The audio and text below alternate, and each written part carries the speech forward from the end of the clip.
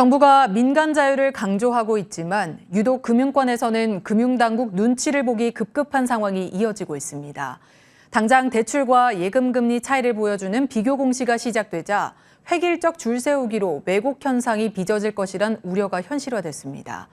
금융권에 만연한 관치 행태를 짚어보는 기획 시리즈, 첫 번째 순서로 이충우 기자가 보도합니다. 금융당국은 은행권의 금리 마진을 억누르는 데 초점을 두고 있습니다.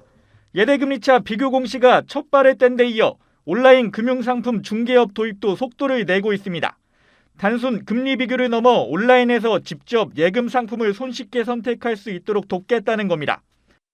편리하게 다양한 금융상품을 비교 선택할 수 있게 되어 소비자 편익이 한층 제고될 것으로 생각합니다. 금융당국은 금리 경쟁 촉진 취지를 내세우면서 시장 개입 논란을 진화하는 데 주력하고 있습니다. 금리와 배당 등 금융사 자율성을 보장한다는 정부 정책 기조에서 벗어나지 않았다는 겁니다. 김주영 금융위원장은 최근 국회에 출석해 예대금리차 공시에 대해 시장의 힘에 의해 대출 금리를 과도하게 올리는 문제를 통제하기 위한 방법이라고 강조했습니다. 금융당국은 금리 개입 논란에 연일 선을 긋는 발언을 내놓고 은행은 눈치껏 금리 조정에 나서는 모습이 수개월째 나타나고 있습니다. 금리는 물론 시장에서 자율적으로 결정되고 있지만 금리 상승기에는 예대금리차가 확대되는 경향이 있습니다.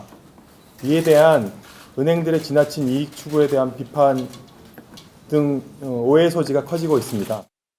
관치금융 그림자가 드리우고 새 정부 출범 초기와 달리 실망감이 커지자 증시가 먼저 반응했습니다. 6월 이후 은행주 주가는 줄줄이 떨어졌습니다. 실제 예대금리차 공시 시행에 발맞춰 대출 금리를 내린 은행들도 나오기 시작했습니다. 획일적 줄 세우기에 당국 눈치를 봤다는 점을 부인하기 어렵습니다. 현재 예대금리차 평균치를 공시하는 수준으로 정작 소비자 선택을 돕는 데 큰 도움이 되지 않는다는 우려는 여전합니다.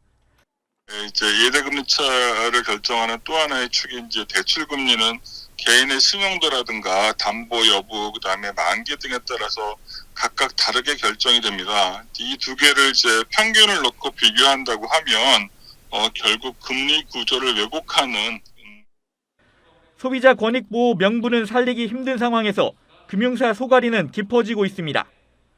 정책 서민 금융상품을 적극 판매하거나 중저신용자를 대상으로 한 민간 대출 비중이 높은 점이 예대금리차를 키웠다고 하소연하고 있습니다. 중금리 대출을 비롯한 서민금융 위축이 우려되는 대목입니다. 금융당국은 은행별 특성이 충분히 설명될 수 있도록 공시체계를 구축했다곤 하지만 이를 꼼꼼히 챙겨보기 쉽지 않다는 점도 개선 사항으로 꼽힙니다. 머니투데이 방송 이충우입니다.